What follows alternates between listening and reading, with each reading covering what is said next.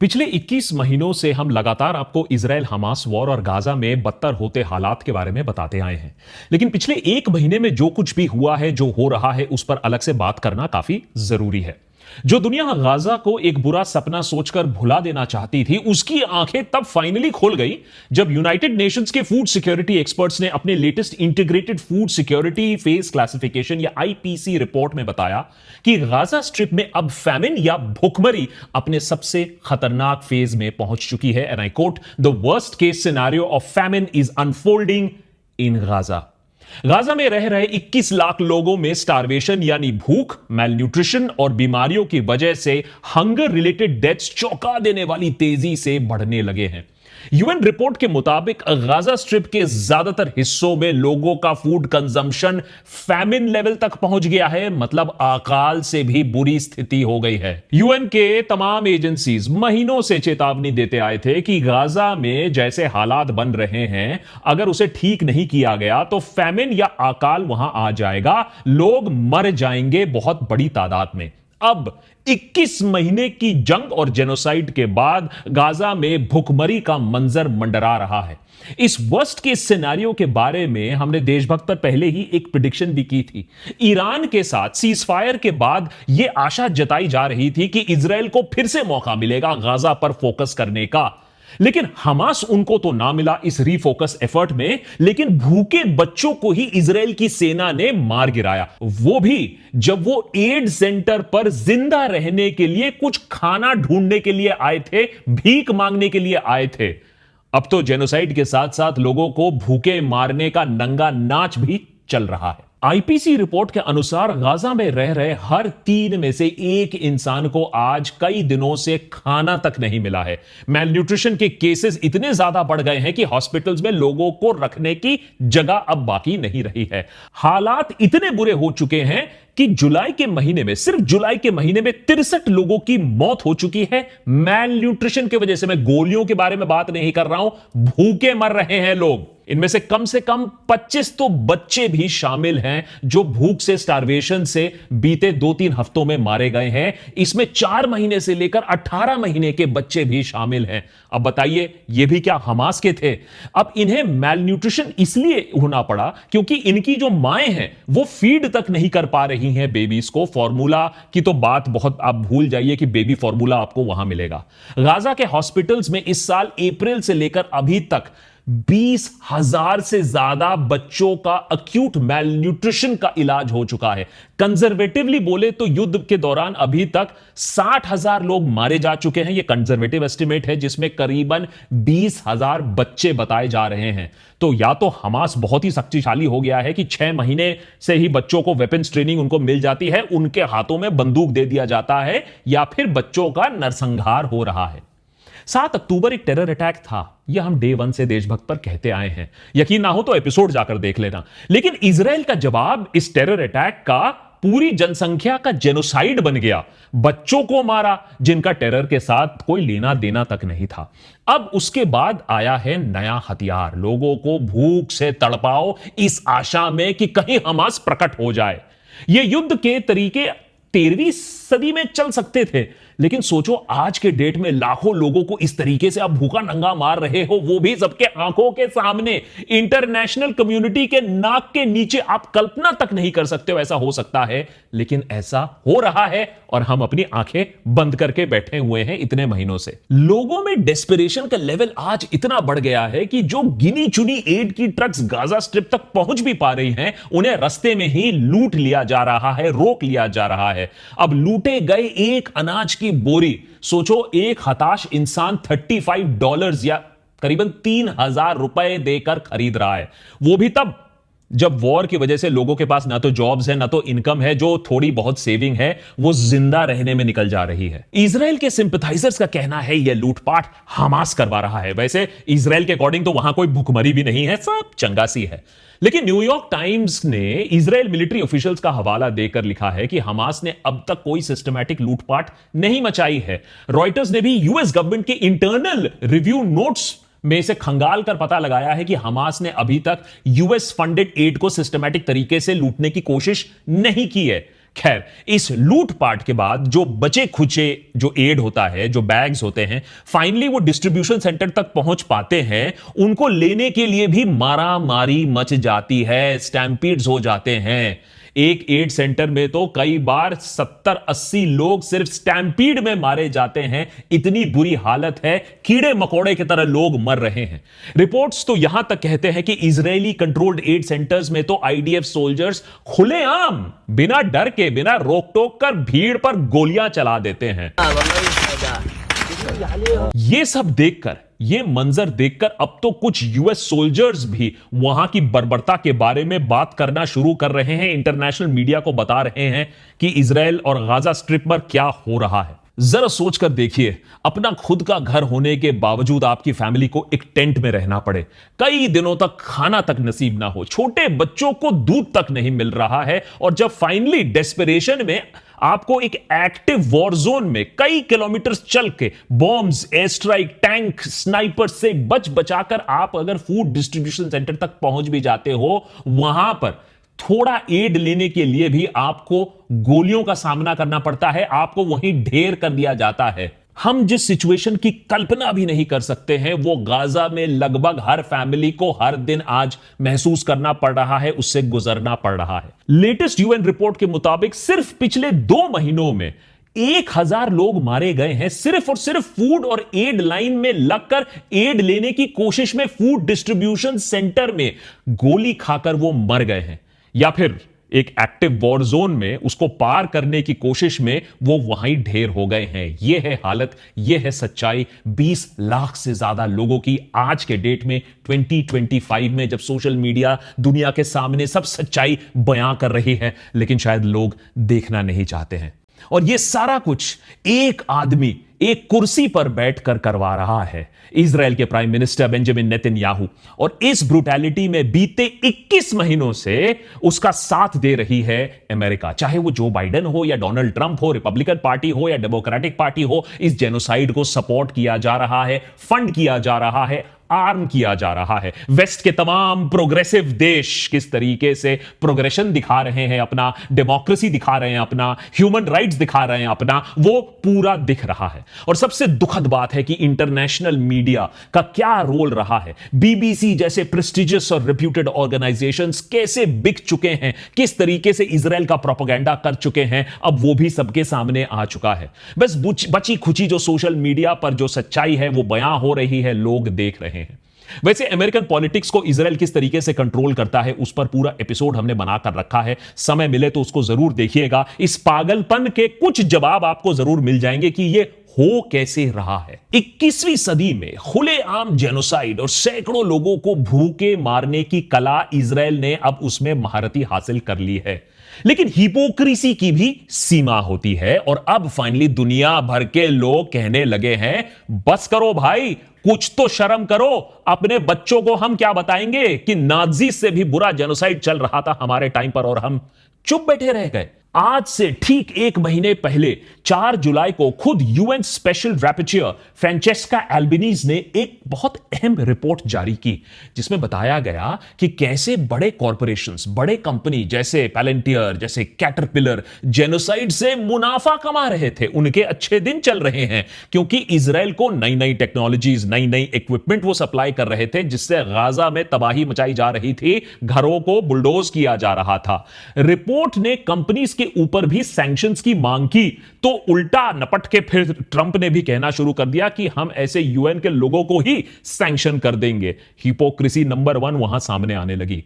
फिर 16 जुलाई को बगोटा में एक समिट होता है, 12 ग्लोबल सदर्न नेशंस, जिसमें कंबोडिया और बोलिविया जैसे नेशंस भी शामिल हैं। उन्होंने एक रेजोल्यूशन अडॉप्ट किया to counter the Gaza genocide. साफ साफ जेनोसाइड शब्द का प्रयोग किया गया।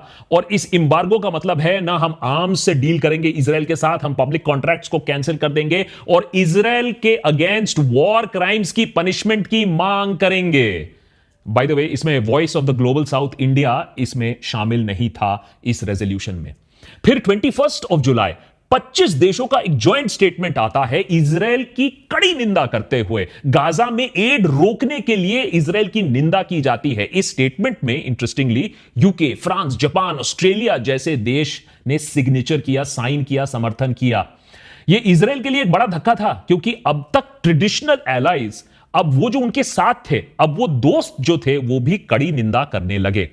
24 जुलाई को फ्रांस ने कहा कि अब हम पैलेस्टाइन को मान्यता देने की कोशिश करेंगे। फ्रांस ने बेसिकली कहा कि पैलेस्टाइन को एज अ स्टेट हम मान्यता देने की, रिकॉग्निशन देने की हम कोशिशें शुरू कर रहे हैं। यह इजरायली डिप्लोमेसी के लिए बहुत बड़ा सेटबैक है, क्योंकि किसी भी बड़े ईयू पावर ने आज तक ऐसा कोई डिसीजन नहीं लिया था। इंटरेस्टिंग बात तो यह है कि इस मामले में भारत दशकों आगे है दूसरे ईयू डेमोक्रेटिक नेशन से। हमने बहुत साल पहले बोल दिया था कि मिडिल ईस्ट में अगर आपको शांति चाहिए तो आपको एक 2 स्टेट सॉल्यूशन पर काम करना होगा। Israel has a right to exist, but Palestine also has a right to exist. दोनों देश जब उनकी स्थापना होगी, दोनों देश जब एक दूसरे को रिस्पेक्ट करेंगे, तभी वहां शांति होगी। उसी बाय द वे 24 जुलाई की तारीख को कनाडा के प्रधानमंत्री ने भी इजराइल के गाजा के रवैये को देखकर, गाजा में हरकतें देखकर इजराइल की कहा कि यह इंटरनेशनल लॉ का उल्लंघन है। अब आप सोचिए, किसी ने कनाडा तक को उत्तेजित कर दिया, तो आप सोच सकते हो कि मामला कितना गंभीर होगा। उसके बाद लंदन में होता है एक बहुत बड़ा प्रोटेस्ट। 50,000 लोग मार्च करते हैं लंदन में, गाजा में इमीडिएट सीजफायर की मांग करते हुए। यह मार्च पैलेस्टाइन सॉलिडारिटी कैंपेन आयोजित करता है और यूके गवर्नमेंट पर प्रेशर डाला जाता है कि इजराइल को यह जो भर भर कर तुम अमेरिका के साथ आर्म सपोर्ट कर रहे हो, सप्लाई कर रहे हो, इसको बंद करो। और उसी समय इटली भी एक बड़ा स्टेटमेंट लाती है, कहती है, and I quote, it could no longer accept massacres and famine in Gaza. सोचकर देखिए, इटली जैसा देश जो कि अभी राइट विंग के प्रकोप पर है वैसे तो, और बहुत फ्रेंडली माना जाता है, वो कहता है it can no longer accept massacre and famine in Gaza. इतने दिनों तक कुछ ना बोलने वाला इटली भी अब अपनी लाल आंख दिखा रहा है। जैसे भाषा का प्रयोग किया जा रहा है, उससे आप साफ समझ सकते हो कि हवा का रुख अब बदल रहा है। और दुनिया छोड़ो, इजराइल के खुद के 2 प्रमुख इंस्टीट्यूशंस जो राइट्स ऑर्गेनाइजेशन है, B'Tselem and physicians for human rights Israel ने माना, उन्होंने माना, लिखित में माना कि इजराइल गाजा के ऊपर जो कर रहा है वो जेनोसाइड है। उनके रिपोर्ट का नाम तो देखिए, कहता है रिपोर्ट आवर जेनोसाइड। इससे ज्यादा और शर्म की बात क्या हो सकती है नेतन्याहू के लिए। और फिर आता है 3 अगस्त को सिडनी हार्बर ब्रिज पे गाजा के समर्थन में मैसिव रैली। ऐसा रैली जिसने दुनिया भर में हेडलाइंस बना दी। लगता है संडे के दिन वहां पूरा शहर पहुंच चुका था इजराइल के खिलाफ आवाज उठाने के लिए। हमारे देश में भी ऐसा मेगा प्रोटेस्ट हो सकता था, हम भी गलत के खिलाफ आवाज उठा सकते थे, इतिहास के पन्नों में सही के तरफ हम रह सकते थे, we could have stood for the right. लेकिन हमारे मुंबई हाई कोर्ट ने प्रदर्शन करने से अनुमति नहीं दी। सीपीआईएम को फटकार लगाते हुए कहा कि प्रोटेस्ट करने की कोई जरूरत नहीं है, गाजा के बारे में अपने देश को देखो। अब बताइए हमारी देश की हालत कैसी है। अपने देश के बारे में प्रोटेस्ट करेंगे तो सीबीआई ईडी आ जाएगी, बाहर के देश के बारे में प्रोटेस्ट करेंगे तो हाई कोर्ट और सुप्रीम कोर्ट आ जाएगी। गजब बेइज्जती है। हमने अक्सर गाजा के एपिसोड्स में आपके सामने नाजी जर्मनी में हो रहे जो कांड थे और आज जो इजरायली सरकार कर रही है उसके जो एक्शंस हैं, उसके बीच में जो सिमिलैरिटीज हैं वो हाईलाइट की हैं। अब ये सुनने में तो अच्छा नहीं लगता है, लोगों के सेंटिमेंट्स आहत होते हैं, लेकिन ये हमने इसलिए किया क्योंकि इतिहास के पन्ने हम फिर से रिपीट कर रहे हैं। हॉलोकास्ट के समय जब इंसानियत अपने एब्सोल्यूट वर्स्ट पर थी, जब लोगों को मैकेनाइज तरीके से इंडस्ट्रियल लेवल पर मारा जा रहा था, बिना ये देखे कि मरने वाला बच्चा है, बुजुर्ग है, महिलाएं हैं, इनोसेंट है, गिल्टी है, उस वक्त मैं हमेशा सोचता था कि बाकी दुनिया क्या कर रही है। कौन लोग थे जिन्होंने हॉलोकास्ट रोकने की कोशिश नहीं की? क्यों दुनिया ने हिटलर को अपने कंसंट्रेशन कैंप्स इतने सालों तक चलाने दिया? क्यों हिटलर की क्रूएल इंटेंशन सालों से जानते हुए भी वर्ल्ड लीडर्स ने कहा कि अरे इसको खुश रखते हैं, कहीं ना कहीं ये मान जाएगा, शांति हो जाएगी। ये जो उसके साथ जो सीक्रेट ट्रीटीज और अलायंसेस साइन किए थे, ये जो हिटलर को टॉलरेट किया था, उसी के वजह से तो जाकर फिर वर्ल्ड वॉर 2 हुआ और हॉलोकास्ट हुआ। और जब फाइनली दुनिया के कुछ देशों ने हिटलर को रोकने की कोशिश की, तब तक नाजी फोर्सेस इतने ताकतवर हो गए थे कि उन्हें रोकना नामुमकिन हो गया था। इस सब के बीच में हिटलर ने 60 लाख लोगों को इंडस्ट्रियल लेवल पर मार डाला। वर्ल्ड वॉर 2 के बाद जब दुनिया को हिटलर के क्राइम्स के बारे में पता चला, पूरे डिटेल में पता चला, तो उन्हें भी शर्म आई और आंखों की शर्म में उन्होंने भी एक प्रण लिया। पूरी इंटरनेशनल कम्युनिटी ने प्रण लिया कि ऐसा जेनोसाइड, ऐसी क्रूरता, ऐसा अथॉरिटेरियनिज्म दुनिया में हम फिर से कभी नहीं होने देंगे, नेवर अगेन। लेकिन आज बीते कुछ हफ्तों में गाजा में जो हो रहा है वो सिर्फ हॉलोकास्ट लेवल जेनोसाइड नहीं हो रहा है, ये दोहरा नहीं रहे हैं, उससे भी ज्यादा बुरी बर्बरता और किलिंग चल रही है। 7 अक्टूबर इजराइल पर हमास का जो ब्रूटल टेरर अटैक होता है और उसके जवाब में जो जंग शुरू होती है, उसमें अभी तक तो 60,000 से ज्यादा लोग मारे गए हैं। मकान, दुकान, स्कूल, अस्पताल, रेफ्यूजी कैंप, हर जगह बॉम्ब्स गिराए गए हैं। 70% से ज्यादा बिल्डिंग्स पूरे गाजा स्ट्रिप में तबाह हो चुकी हैं। हर 10 में से 9 घर जमींदोज हो चुके हैं। 20 लाख की आबादी का 90% बेघर हो चुका है। इनमें से आधे से ज्यादा तो 2 से 3 बार अपनी फैमिलीज के साथ डिस्प्लेस हो चुके हैं। इस सब के बीच में एसेंशियल सप्लाईज जैसे खाना, पानी, दवाइयां, बाकी मेडिकल नेसेसिटीज, इन सब पर भारी किल्लत है क्योंकि इजराइल ने इनके सप्लाई पर रोक लगा दी। पेन किलर्स, एनेस्थेटिक्स की कमी की वजह से ऑपरेशंस, एम्प्यूटेशन, कुछ पेशेंट्स तो खुलेआम इसको कराना पड़ते हैं विदाउट एनी एनेस्थीसिया, वो भी एक ऐसी जगह पर जहां हर घंटे बमबारी हो रही है, हर मिनट पर गोलियां चल रही हैं। हजारों की संख्या में लोग घायल हो रहे हैं, गिरी हुई बिल्डिंग्स के मलबे में दबकर मर रहे हैं, ग्रेनेड और बॉम्ब्स के श्रैपनल्स उन्हें लग रहे हैं, गोलियां, मिसाइल्स उन पर दागी जा रही हैं। आज गाजा का 88% हिस्सा जो है एक्टिवली मिलिटराइज्ड जोन है। सिर्फ 12% हिस्सा है जिसको सेफ जोन हम कह सकते हैं, और वहां भी बेसिक सप्लाईज नहीं पहुंच पा रही हैं। यह सब कुछ बीते कई महीनों से चल रहा है और पूरी दुनिया यह सब चुपचाप देख रही है। हिटलर, मेरा मतलब है नेतन्याहू को रोकना तो दूर, आज के world leader specially US led west, democratic west, उन्हें सपोर्ट किए जा रहे हैं, वेपन सप्लाई किए जा रहे हैं, पैसे दिए जा रहे हैं, इंटेलिजेंस शेयर कर रहे हैं, डिप्लोमेटिक कवर दे रहे हैं, अपना नेवर अगेन का प्लेज हर दिन वो तोड़ रहे हैं बिना शर्म के और टैक्स पेयर का पैसा खर्च करते हुए। There is no policy of starvation in Gaza, and there is no starvation in Gaza. 21 महीनों की जंग के बाद हालात अभी गाजा में इतने बुरे हैं कि जर्नलिस्ट, डॉक्टर्स, एड वर्कर्स खुद ही सेफ नहीं है।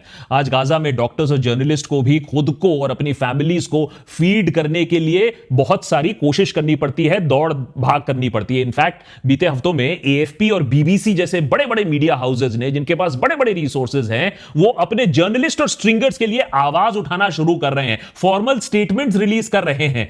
इसी टाइम पर अराउंड 100 से ज्यादा ऑर्गेनाइजेशंस ने गाजा के ह्यूमैनिटेरियन क्राइसिस को देखते हुए इजराइल सरकार और वर्ल्ड लीडर्स पर प्रेशर बनाने के लिए जॉइंट स्टेटमेंट्स रिलीज किए हैं। जल्द से जल्द एक्शन लेने की गुहार लगाई गई है। यूरोप तो कम से कम सुनने की एक्टिंग तो कर रहा है, लेकिन इस नरसंहार के बीच में उसका सबसे बड़ा जो स्पॉन्सर है अमेरिका और डोनाल्ड ट्रंप, वो तो उनको समझाना आसान नहीं है।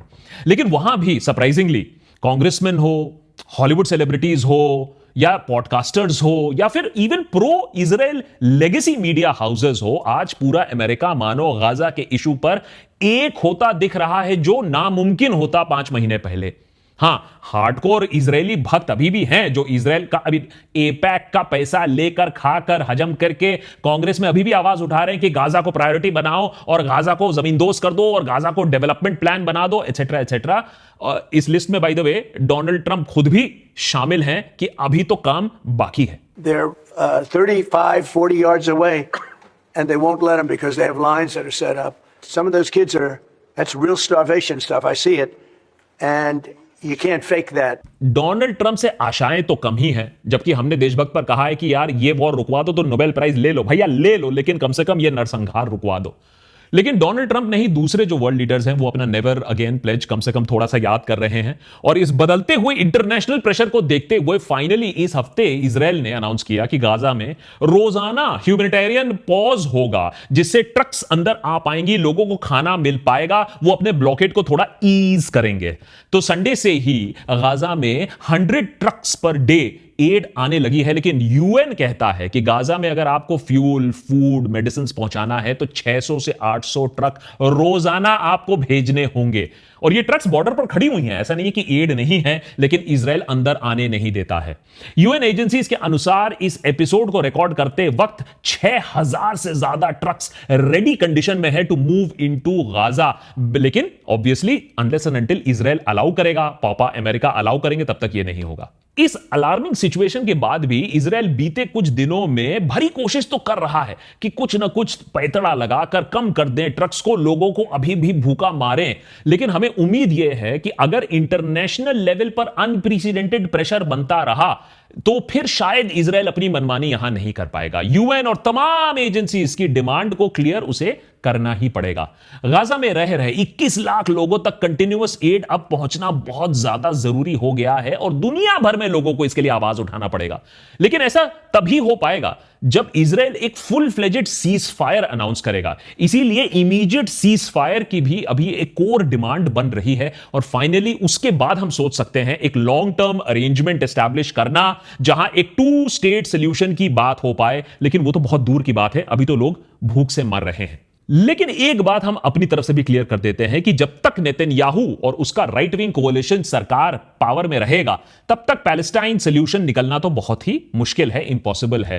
तो अब सीज फायर से पहले जरूरत यह है कि इजरायली प्राइम मिनिस्टर का इमीडिएट रेजिग्नेशन हो, क्योंकि एक ऐसे लीडर का पावर में रहना जो पीसफुल सोल्यूशन तो चाहता नहीं है, जहां उसको गद्दी खतरा लगता है वो एक और वॉर लॉन्च कर देता है, एक और अटैक लॉन्च कर देता है। याद रखिए ये सब कैमरास और हाई स्पीड इंटरनेट के जमाने में हो रहा है। नेतन्याहू की हर हरकत, गाजा में हर तस्वीर भाई रियल टाइम पर पूरी दुनिया देख रही है। आज दुनिया हताश है, कुछ कर नहीं पा रही है और नेतन्याहू अमेरिका के पीछे छुपकर बैठा हुआ है। लेकिन याद रखिए हिस्ट्री इतनी आसानी से भूलता नहीं है।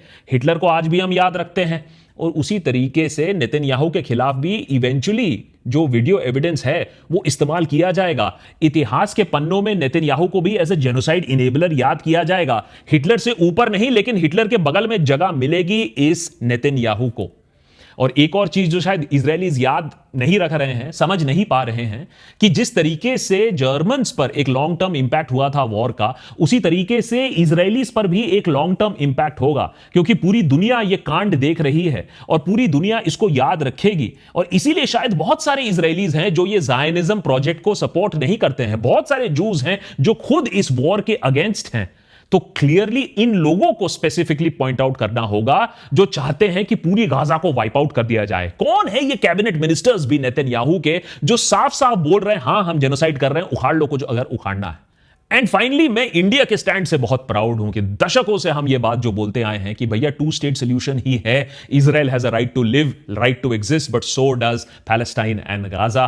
तो ये जो 2 स्टेट सोल्यूशन है उसकी पैरवी तो हम जरूर करते रहेंगे और हमारा ये जो देश है जहां हम खुले तरीके से बोल सकते हैं जो सही हो रहा है, जो गलत हो रहा है, जो कि आज बहुत सारे डेमोक्रेटिक कंट्रीज में भी आप नहीं बोल सकते हो। हमारा स्टैंड कंसिस्टेंट रहा है गाजा को लेकर। आई होप दैट हमारी सरकार इसी कंसिस्टेंट स्टैंड को आगे ले जाए, क्योंकि क्लियरली जो इतिहास जब लिखा जाएगा उसमें क्लियरली देखा जाएगा कि किस तरीके से जेनोसाइड हुआ आज के जमाने में 2024 2025 में हुआ और लोग बिल्कुल शांत रहे। याद रखिए अगर शांत रहोगे तो जो अगला देश है जो इजराइल वाला कांड करने वाला है उसका नाम है चाइना, और वो अपने पड़ोसियों के साथ, इंडिया के साथ और ताइवान के साथ वही करेगा। तब आप चाहोगे कि पूरी दुनिया भी आपके साथ खड़े हो अगर चाइना ने कल ऐसा काम किया। इसीलिए बोलना, गलत के खिलाफ बोलना, चाहे वो गाजा में हो रहे हो, तब भी बोलना जरूरी है।